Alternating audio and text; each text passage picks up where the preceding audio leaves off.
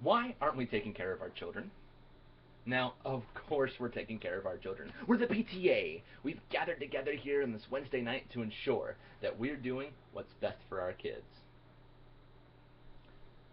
But if you think about it, the current school year system we're using of 2 or 3 months of vacation crammed at the middle of the year, it's not what's best for our kids. And in fact, there's only 3 things that are going to come of it. There's going to be less learning, there's going to be more stress for our kids, and it's not going to prepare them for the world they're going to go into. Now, I grew up with this system. I know most of you grew up with this system, and it didn't help me with the life I was going to go into. And if you looked at it, I'm willing to bet it didn't help most of you with the life you're going to go into. My work doesn't work like that. I don't have 2 or 3 months of vacation at the middle of the year. And quite frankly, I'm glad I don't. Why? What am I going to do that whole vacation? I'm going to be fretting. I'm going to be fretting, and I'm going to be stressing over all the work I'm going to have when I get back. All the catch-up I'm going to have to play. And that's what we're doing to our kids. They're losing so much of what they learn over the summer because of how long it is and how little reinforcement there is over the summer. Oh, there's summer reading. Oh, there's small projects, but nothing appreciable. That they're spending up to a month, sometimes 2 months if it's been a bad year, on review. So that leaves, what, 7 months left for just straight learning? And it means during their vacation, which is their only real time off throughout the school year, there's winter break. There's spring break. Not if there's a snow day. Not if our pipes flood again and we have to miss school. So summer's really it. So they're going to spend the whole time worrying over what they're going to have to review and remember at the beginning of the year rather than focusing on just learning. And that vacation time, that's important. We don't want them fretting that whole time. Our kids are teenagers.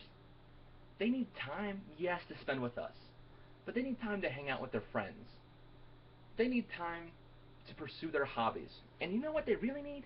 They need time to sit in their rooms and do nothing. My son's 15. I love spending time with him, and as much as he doesn't want to admit it, I know he likes spending time with me. But the way these vacations are set up now, I only have one time in the year in which I can ensure I have meaningful interactions with him. And that means I've got to plan my schedule around it, which means you'd have to plan your schedule around your kid's vacation. And it means during his only time off, he's getting it crammed with family time and activities. He's going to grow to resent it at some point, and I don't blame him. I would too.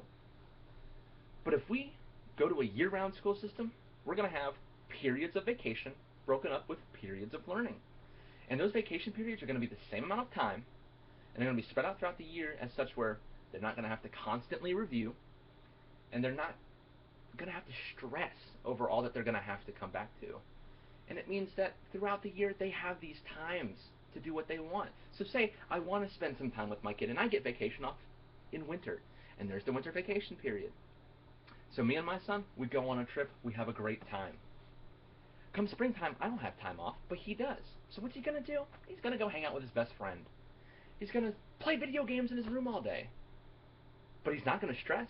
He's not going to stress over me taking up all of his free time. And he's not going to stress over all he's going to have to come back to throughout the school year. Now, in the current school system we're using,